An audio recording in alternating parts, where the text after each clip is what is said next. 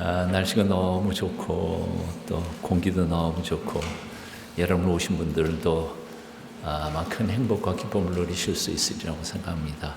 오늘 말씀을 가곡 이야기로부터 시작하겠습니다. 가곡. 여러분들 이런 노래를 많이 들어보셨으리라고 생각합니다. 옛날 같으면 제가 부르겠는데 이제는 부를 자신이 없어서 그냥 가사만 읽어드립니다. 떡갈나무 숲속에 졸졸졸 흐르는 아무도 모르는 샘물이길래 아무도 모르라고 도로 덮고 내려오지요. 나 혼자 마시거나 아무도 모르라고 도로 덮고 내려오는 이 기쁨이요. 참 젊은 시절엔 참 많이 불렀던 것 같습니다. 김동환 시 임원식 곡에 아무도 모르라고 라고 하는 가곡입니다. 곰곰이 생각해보면 이 노래가 굉장히 이기적이에요. 심보가 고약해요. 나 혼자 마시고 아무도 모르라고 도로 덮고 내려오는 이 기쁨이요. 못됐어요. 정말 못된 심보이고 이기적인 기쁨입니다. 사실 산을 오르다가 보면 시원한 샘물 몇 모금을 먹을 수 있다면 큰 행복이고 기쁨이잖아요. 근데 그걸 자기 혼자만 알고 딱 낙엽 덮어놓고 아무도 못 먹게 만드는 그 심보, 참 이기적인 심보라는 생각을 해봅니다. 자, 그런데 오늘 본문 말씀, 요한복음 말씀에는 이와는 전혀 다른 남 모르는 기쁨이 소개되고 있습니다. 이 기쁨은 남 몰래 훔쳐 마시는 기쁨도 아니고 남들 못 마시게 살짝 덮어놓고 오는 그런 이기적인 기쁨이 아니었습니다. 오히려 정반대로 남들 모르게 피땀을 흘리고 남을 위해서 봉사한 사람만이 느낄 수 있는 그런 남들이 경험하지 못하는 이타적인 기쁨입니다. 남 몰래 봉사한 사람만이 느낄 수 있는 하나님이 주시는 행복감입니다. 갈릴리 가나에 결혼식이 있어서 예수님도 초대를 받으셨습니다. 손님들이 너무 많이 와서 포도주가 모자라는데 어머니 마리아가 그 딱한 사정을 예수께 고합니다. 그러니까 예수님은 하인들에게 돌 항아리에 물을 가득 부으라고 명령하십니다. 그리고는 그 물을 연회장에 내다 주라 했습니다. 그랬더니 그 순간에 맹물이 극상품 포도주로 변한 것이었습니다. 근데 이것이 바로 복음서에 나오는 예수님께서 공생애를 딱 시작하면서 최초로 행하신 기적이었습니다. 아주 처음 했다는 것은 의미가 있는 것인가요? 오늘 11절은 이렇게 말씀합니다. 예수께서 이 첫 표적을 갈릴리 가나에서 행하여. 자, 그렇습니다. 예수님께서 행하신 생애 최초의 기적에 한 몫을 거둔 사람들이 있었습니다. 그들은 결혼식의 신랑도 신부도 아니고 하객들도 아니었습니다. 주혼 측 어느 누구도 아니고 아무도 눈여겨보지 않던 저 숨은 일꾼들, 하인들이었습니다. 세상의 모든 사람들은 너나 할 것 없이 남에게 주목받기를 원합니다. 결혼식장에서는 신랑 신부가 되고 싶고요. 그리고 하객이 된다면 주변에 눈 뜨이는 사람이 되고 싶습니다. 옷도 멋지게 입고 돈도 좀 있어 보이고 유명한 사람, 남들 눈에 뜨이는 사람이 되기를 원합니다. 하지만 예수님은 당신의 첫 번째 기적을 그렇게 화려한 사람들, 눈에 띄는 사람들을 통해서 그 기적을 행하지 않으셨습니다. 오히려 아무도 거들떠보지 않는 하인들을 통해서 그 기적을 만들어 가고 계셨다는 겁니다. 오늘 9절은 이렇게 말씀합니다. 연회장은 물로 된 포도주를 맛보고도 어디서 났는지 알지 못하되 물도온 하인들은 알더라. 연회장이 누구입니까? 연회를 책임진 사람이었습니다. 연회에 쓰일 모든 음식과 재료들을 관장하는 책임자였습니다.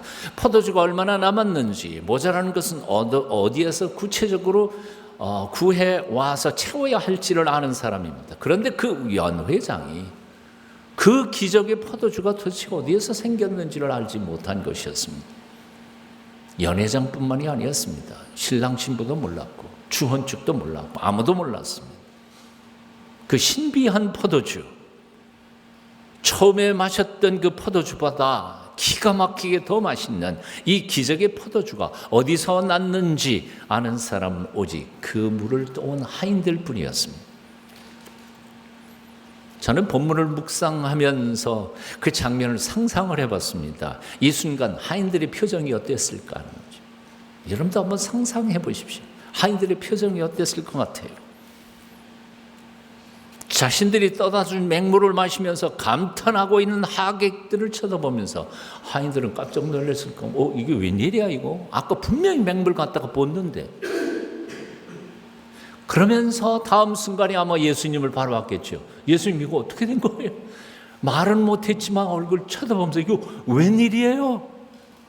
주님, 우리는 분명히 맹물 갖다 붓는데요. 이게 어찌 된 일이에요? 혹시 당신이 뭐 농간을 부리셨거나 기적을 행하셨나요? 예수님께서 어떤 표정으로 그 하인들에게 대답하셨을 것 같아요? 빙그레 웃으시며 맞다, 내가 했다, 그렇게 느껴지지 않으셨겠어요?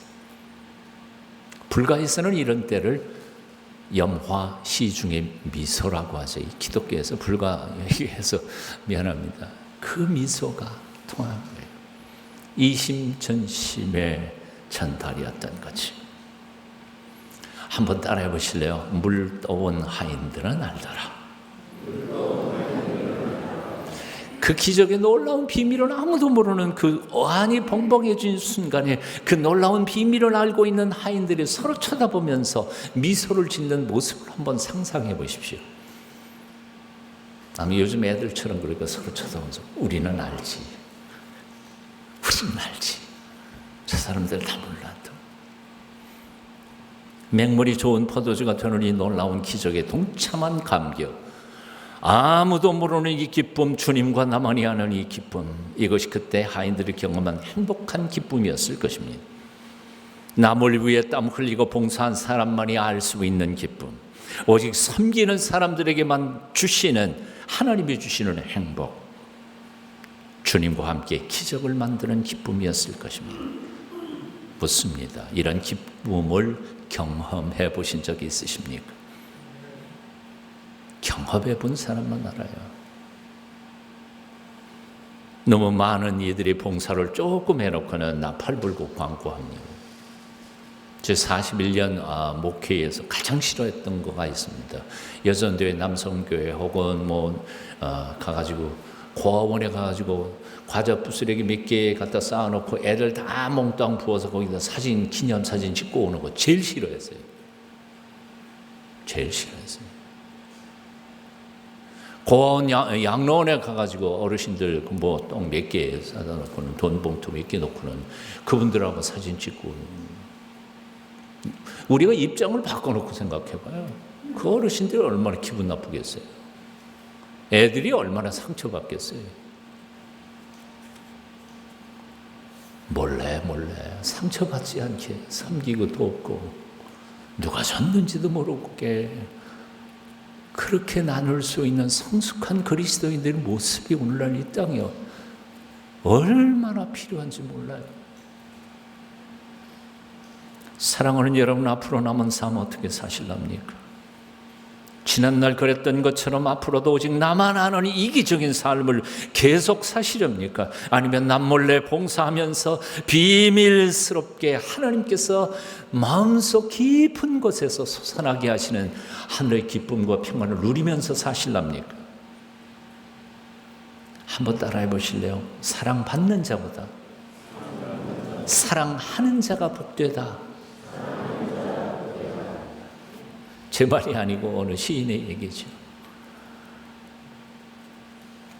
사랑하였으므로 행복하였느라. 사랑받으려고만 하니까 행복하지 않은 인생이, 조건 없이 무조건 사랑하고 사랑하다가 보면 그 인생 자체가 행복해지는 거예요. 오늘 첫 번째 나눈 말씀은 남몰래 경험하는 기쁨에 대한 이야기입니다. 두 번째 얘기는 바로 이겁니다. 나는 주인공인가 아니면 주요 인물인가 하는 것입니다. 한번 따라해 보실래요? 나는 주인공인가 주요 인물인가? 영어로 하기 싫어서 이렇게 말했지만 사실은 영어로 해야 알아듣기가 쉬워요. 주인공 뭐예요? 스타죠. 엑스트라가 아니라 스타예요. 주요 인물 뭐예요? VIP예요. 중요한 인물, VVIP, 중요한 인물. 오늘 본문을 묵상하면서 저는 이런 것을 깨달았습니다. 주인공이 주요 인물, 즉 스타가 VIP일 때도 있지만 사실은 그렇지 않을 때도 수도 없이 많다는 거예요. 스타가 아니어도 VIP가 될 수 있다는 거죠. 사실 누구나 스타가 될 수도 없고 어느 누구도 항상 스타가 될 수는 없습니다. 될 때도 가끔 있죠. 평생에 한 번 결혼식장에서 신부 되면 스타 되잖아요. 그런데 결혼식장 갈 때마다 자기가 스타 되려고 신데렐라 옷 입고 남의 식장에 가면 쫓아낼 것 같아요. 나만 항상 스타가 되어야 된다는 욕심을 가지고 사는 사람들이야말로 아마 세상에서 가장 불쌍한 사람들일 거예요. 그리고 불행한 사람들일 겁니다. 왜냐하면 이 세상에 어느 누구도 항상 나를 스타로 여겨주는 사람들이 없을 뿐만 아니라 우리가 살고 있는 이 세상은 어느 한 사람만 스타로 인정해 주지도 않기 때문입니다. 그래서 아무리 뛰어난 배우라 할지라도 오늘은 스타가 되지만 내일은 엑스트라가 되어야 할 때가 많습니다. 그것을 받아들이지 못하는 배우들은 나이가 늙고 나면 젊은 후배들이 스타가 되어서 뜰 때 그것을 용납하지 못하게 됩니다. 그리고 너무너무 불행해야 합니다. 불쌍한 사람들이에요. 후배들을 격려하면서 축하하고 박수할 수 있는 성숙한 배우들, 스타들이 꼭 영화계, 연예계만 있겠습니까? 교회 안에도 마찬가지죠. 교회 안에도 마찬가지입니다. 은퇴한 후에도 원로 장로님들이 배후에서 젊은 장로들 자꾸 움직여가지고 자기의 존재력을 발휘하려고 하는 사람들이 얼마나 많이 있습니까? 불행해요. 불행해져요. 나만 항상 스타가 되어야 한다는 생각을 일찌감치 포기하십시오. 오히려 남을 세워주기도 하고 남을 섬기기도 하십시오. 남을 도와 그가 잘 되는 것을 보면서 남 모르는 기쁨과 행복을 즐길 줄 아는 성숙한 그리스도인들이 다 되시기를 축원합니다. 내가 누군가를 숨어 도와준 사실을 세상은 모를 수 있어요. 아니 아무도 모를 수 있어요. 하지만 우리 주님만은 아실 겁니다. 그리고 그 주님만은 나의 숨은 희생에 대하여 결코 상급을 잃지 않으실 것입니다. 생각해 보십시오. 우리가 어떻게 항상 신랑입니까? 어떻게 항상 신부이겠습니까? 어떻게 우리가 항상 주빈이 될 수 있겠습니까? 모든 모임 속에 어떻게 우리가 항상 화제의 중심 인물이 될 수 있겠습니까? 그럴 수 없어요. 포기하세요. 포기하세요. 때로는 하인이 되십시오. 때로는 족이 되십시오. 때로는 엑스트라가 되십시오. 그리고 남들을 행복하게 만들어 보십시오. 정말 행복한 인생을 사는 것을 경험하게 되실 것입니다. 여기 예수님의 첫 번째 기적 이야기에서 가장 중요한 인물은 신랑도 아니고 신부도 아니었습니다. 연회장이나 손님들 중에 어느 돈 많은 사람, 권력자도 아니었습니다. 이 첫 번째 기적 현장에서 가장 중요한 VIP들은 이름 모를 하인들이었습니다. 그들은 알았습니다. 자신들의 땀방울을 통해 오늘의 기적이 일어났다는 사실을. 그리고 그들을 향해 미소 지으시는 예수님의 얼굴을 그들은 보았습니다. 수고했다. 나는 잘 알지. 너의 수고를 통해 오늘 기적이 일어났다는 사실을 말이다.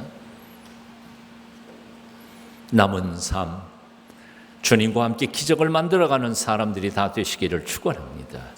그래서 주님과 눈빛이 통하는 기적의 감격을 누리면서 남 모르는 기쁨 속에 감사하면서 사랑을 나눈 삶이 되시기를 축원합니다.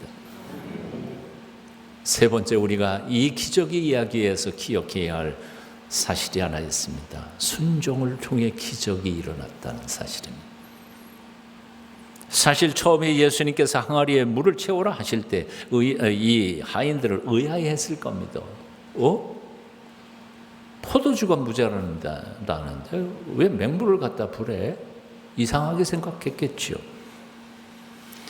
그리고 잠시 후에 자신들이 부었던 맹모를 퍼다가 다시 주전자에다가 담아서 저기 연회장에 나와서 손님들에게 대접하라 그랬을 때 그들은 기겁하고 놀랐을 겁니다. 아니 이건 포도주가 아니잖아. 분명히 우리가 맹모를 부었는데 예수님이 저 사기치고 계시는 건가? 예수님이 술이 취하신 건가? 아마 의아해했을 거예요. 그런데 하인들은 그 이해할 수 없는 명령 예수님의 말씀에 토달지 않고 그냥 순종했습니다. 그것도 대충 순종하는 흉내만 낸 것이 아니라 자신들의 최선을 다했습니다. 오늘 본문을 주의 깊게 읽어보면 7절에 보면 그들은 항아리 아귀까지 채웠다 그렇게 표현하고 있습니다. 얼마든지 그냥 채우는 흉내만 낼 수도 있어요. 그 항아리라는 게 뭐 조그만 물단지가 아니에요. 6개의 항아리가 다 결례를 위해서 문 앞에 세워졌던 것들입니다. 큰 된장 항아리, 간장 항아리 여러분 어렸을 때 보셨던 것처럼 그런 큰 것들입니다. 왜냐하면 그걸로 먹는 게 아니고 사실 그걸 결례 이렇게 해서 물 씻고 손 씻고 머리 씻고 그러면서 집에 들어갈 때마다 하나님 앞에 결례 행식을 행했던 결례 의식에 쓰이던 물이에요.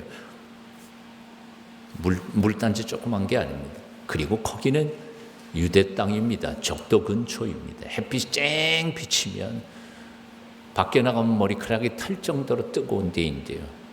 요즘처럼 양동이나 뭐 이렇게 가벼운 그릇들이 있었겠어요? 다 물단지입니다. 토기 그릇 가지고 가서 저기 샘물에서 길어다가 그걸 채워야 합니다. 근데 대충 채워도 되잖아요. 그 6항아리, 그 큰 물 항아리를 아구까지 다 채웠다. 오늘 본문에 그렇게 말씀하고 있습니다. 최선을 다한 겁니다.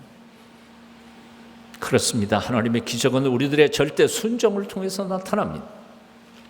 성경에 나오는 우리 신앙의 선배들의 순종을 생각해 보십시오. 그들은 언제나 자기 생각대로 판단하지 않고 토달지 않았습니다.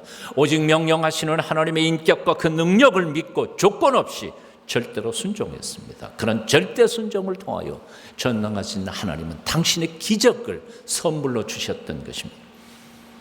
모리아 산상에서 아브라함에게 주신 축복, 여호와의 이레의 축복, 그 기적이 그러했고요. 세상에 아브라함이 하나밖에 없는 아들 이삭을 조건 없이 죽여서 불고기에서 바치라 번제가 익힐 번자 제사제자 익혀서 불에 태워서 불고기에서 바치라는 게 누구를요? 팩살에 나온 자기 이삭 아들을 죽여서 말도 안 되는 명령인데 그는 순종하려고 결단하다가 보니까 하나님께서 여호와 이레의 축복을 통하셨다는 것이지. 기드온 300명의 용사가 미디안 군사 25,000명과 싸워서 이기게 하신 것도 기드온과 그 병사들의 절대 순종 때문이었습니다. 엘리야가 바알과 아세라 선지자들과 1대 850 이길 수 없는 게임이었습니다. 그러나 하나님의 이름만 믿고 나가니까 하나님께서 기적을 행하신 것입니다. 사랑하는 여러분, 여러분의 삶 속에서 하나님의 기적을 체험하기를 원하십니까? 아니, 다시 묻습니다. 여러분의 구체적인 삶의 현장에서 하나님의 기적이 나타나기를 원하십니까? 요즘 믿지 않아요. 하나님의 전능하심도 믿지 않고 내 기도에 응답하시는 하나님의 은총도 믿지 않아요. 그건 옛날 얘기지. 요즘엔 그런 거 안 통해. 아니, 하나님이 변하셨나요? 하나님의 능력이 작아지셨나요? 아니에요. 우리 믿음이 형편없어진 것뿐이에요.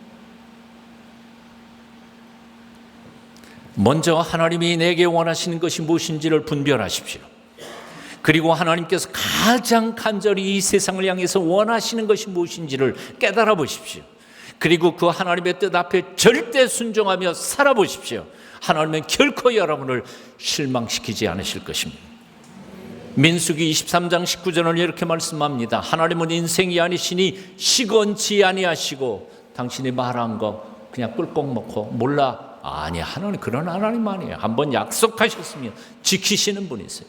인자가 아니시니 후회가 없으시도다. 어찌 그 말씀하신 바를 행치 않으시며 하신 말씀을 실행치 않으시랴. 하나님 성경 속에서 우리가 얼마나 많이 약속 많이 하셨습니까? 그런데 우리는 그 약속이 뭔지도 모릅니다. 그리고 약속을 붙잡지도 않습니다. 그 약속 붙잡고 하나님 앞에 매달리지도 않습니다. 그러니까 아무 일도 일어나지 않습니다. 전능하신 하나님을 아버지라고 부르는다는 사람들의 삶의 모습이 형편없어요. 비리비리해요. 자신감 충만한 난 크리스찬들보다 더 빌빌거리면서 살아가는 크리스찬들의 삶을 보면 불쌍해 죽겠어요. 저 사람들이 정말 하나님을 아버지라고 믿기는 믿는 건가? 우리들의 어절철한 신앙생활을 다시 한번 돌아보셔야 돼요. 이해할 수 없는 주님의 명령을 들으실 때가 있으십니까? 아무리 생각해도 그렇게 하면 망할 것 같습니까? 그런데도 하나님의 마음속에 자꾸 나를 등 떠밀어 밀고 계시는 것 같습니까? 순종하십시오. 그냥 그 순간이 바로 하나님께서 놀라운 기적을 행하실 하나님의 찬스임을 믿으십시오. 믿으세요. 오직 믿음으로 행하고 조금도 의심하지 마십시오. 여러분의 삶 속에서도 물이 포도주가 되는 위대한 기적이 나타날 것입니다.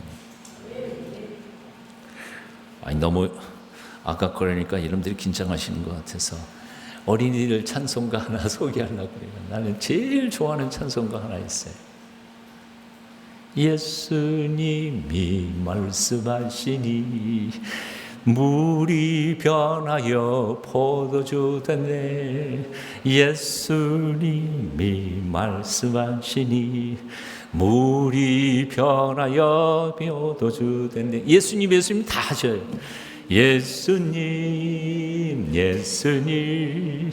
나에게도 말씀하셔서 새롭게 변화시켜 주소서. 아멘. 저 유학 시절에 여기처럼요, 애들하고 어른하고 맨 처음에 예배는 처음 같이 시작하죠. 그 프린스턴 유니버시티하고 세미나리 사이에 프린스턴 장로교회가 있습니다. 그 장로교회 예배 형태가 바로 이런 비슷한 겁니다. 아이들은 전부 앞에다 모아놓고요, 교회 학교 목사님 혹은 전도사님 와갖고 아이들한테 먼저 설교합니다. 5분 설교. 근데 제 뒤에서 제가 눈치 보니까요, 어른들은 담임 목사, 그 아이들 이제 예배 간단히 설교 끝나고는 다 빠져서 각 분방 공부로 가요. 그 다음 이제 담임 목사님의 설교 본격적으로 이제 어른들에게 하는 거죠. 근데 뒤에서 가만히 보니까 그 아이들 5분 설교의 은혜를 받아요. 그때는 눈이 반짝반짝 해가지고 아멘 아멘 하고 있어요. 근데 담임 목사님 설교 시작하면 졸기 시작해요. 그만큼 우리가 신앙이 늙어버렸어요. 하나님 우리 아버지가 얼마나 위대하신 분이신데 내가 그 아버지의 하나님의 영원하심에 비하면 내가 70, 80, 90 다 애기지 뭐. 아기 같은 마음으로 주 앞에 나아갈 때 말씀이 우리 속에 온전히 깨달아질 줄로 믿습니다. 믿음의 세계에는 아는 지식이 중요하지 않습니다. 오히려 실천하지 않는 지식은 모두가 독이 될 뿐입니다. 실천하지 않는 지식은 교만하게 하고 남을 정죄하고 심판하는 데에만 쓰일 뿐입니다. 직분자가 되는 것도 마찬가지입니다. 직분을 일할 때 아름다운 것이지 남들에게 잘 보이기 위해 거들먹거리는 것은 부끄러운 일일 수밖에 없습니다. 하지만 뒤에서 숨어서 섬기고 봉사하는 일은 놀라운 상급이 있습니다. 하버드 의대에서 학생들을 봉사활동에 참여시킨 후에 그들을 측정했습니다. 면역 기능이 크게 향상됐다는 거예요. 자기 혼자 사는 것보다 누군가 연약한 사람들을 돕고 나니까 면역 기능이 높아진다는 거예요. 그런 또 실험을 했습니다. 마더 테레사 전기를 읽게 한 다음에 다시 면역 기능을 측정했더니 거의 비슷한 결과를 가져왔다는 거예요. 그러니까 자기가 직접 봉사를 안 해도 남이 봉사한 내용을 읽으면서 감동을 받은 사람의 면역 기능을 체크해 보니까 비슷하더라는 거죠. 이 연구를 진행했던 데이브 맥클라렌이라고 하는 박사는 봉사활동을 하거나 아니면 남들이 봉사하는 모습을 보기만 해도 면역 기능이 높아지는 이런 현상을 가리켜서 마더 테레사의 효과라고 명명을 했습니다. 좋은 거 많이 보세요. 심리학자 앨런 덕스는 선행의 치유력이라는 책에서 봉사자의 90% 이상이 봉사할 때 기쁨과 행복감을 느끼며 엔돌핀이 생성된다고 합니다. 엔돌핀 많이 들으셨으니까. 봉사하지 않는 사람들에게 비해 스트레스에 대한 저항력이 엄청나게 커진다고 합니다. 심지어 만성질환 환자들도 어떤 봉사든 봉사를 하게 되면 기적처럼 그 통증이 감소되기도 하고 놀라운 치유 효과를 나타내기도 했다고 보고서에 썼습니다. 미시간대 사회심리학자 스테파니 브라운 교수는 노인 부부 423쌍을 10년 동안 실험을 했습니다. 어떻게 사셨는지, 어떻게 죽어갔는지. 그런데 노인임에도 불구하고 다른 노인들을 도움을 주는 노인 부부는 훨씬 더 그렇지 않은 사람들보다 더 살았는데 생존율이 2배가 높았다고 합니다. 도움 받는 노인보다 도움을 주는 노인이 더 오래 산다는 거죠. 통계상으로도 그런 일들을 우리는 많이 봅니다. 역사상 평생 나눔의 삶을 살았던 사람들 대부분이 건강하게 장수했습니다. 슈바이처 박사는 90세, 홀트 아동복지의 홀트 여사는 96세, 백의의 천사 나이팅게일은 90세, 마더 테레사는 87세까지 장수했습니다. 이런 결과들을 보면 봉사, 남을 위해서 봉사한다는 게 사실은 남을 위한 것인데 실제로 보면 내가 거기서 복을 얻더라는 것, 내가 건강해지고 내가 하나님의 축복을 누리더라는 겁니다. 밤낮 자기 몸만 아픈 것만 끌어안고 나 아파 나 죽어 그러는 사람들은 점점 더 아프고 더 약해지고 그러다가 자기 질병으로 죽어가지만 자신의 아픔도 있지만 잠깐 그것은 접어두고 옆에 있는 다른 사람들을 돕고 사랑하고 섬기고 그러다가 보면 자신의 몸도 체력이 강해지고 하나님의 기적을 체험하면서 자기 아팠던 몸까지도 치유의 경험을 하게 된다는 거죠. 이제 말씀 드립니다. 여러분 앞으로 어떻게 사실 겁니까? 지난날 어떻게 살았든 상관없어요. 앞으로 어떻게 사실랍니까? 우리 진색골 오늘의 교회 교인들은 앞으로 어떤 모습으로 세상 앞에서 사는 모습을 보이시면서 사실랍니까? 마팔 불고 북치고 장구 치면서 자신의 봉사한 거 자랑하려고 그렇게 살지 말고 주님과 나만이 아는 봉사, 남 모르는 기쁨과 행복을 누리면서 섬기면서 살아가는 성숙한 봉사자들이 다 되실 수 있기를 축원합니다. 저는 평생 목회하면서 목회 비전 한 가지 가졌습니다. 3가지 표어로 요약했습니다. 하나님을 기쁘시게, 사람을 행복하게, 세상을 아름답게. 아멘하는 사람이 한 번도 없네요. 얼마나 좋은 표인지 몰라요. 하나님이 제게 주신 비전이에요. 살아있을 이유예요. 교회가 존재하는 이유예요. 왜 살아야 돼요? 하나님 기쁘시게. 하나님이 우리를 지으셨고 지금의 내가 하나님이 주신 선물들이니까요. 2번째는 하나님을 기쁘시게 할 뿐만 아니라 내 옆에 있는 사람들을 행복하게 만드는 거예요. 그게 우리의 신앙의 행복의 비결이에요. 여러분, 남편을 행복하게 만드는 아내는 2배 더 행복할 거예요. 아내를 행복하게 만드는 남편은 2배 더 행복할 거예요. 당연한 거예요. 당연한 거예요. 그렇게 살다가 보면 세상은 아름다운 세상 될 줄로 믿습니다.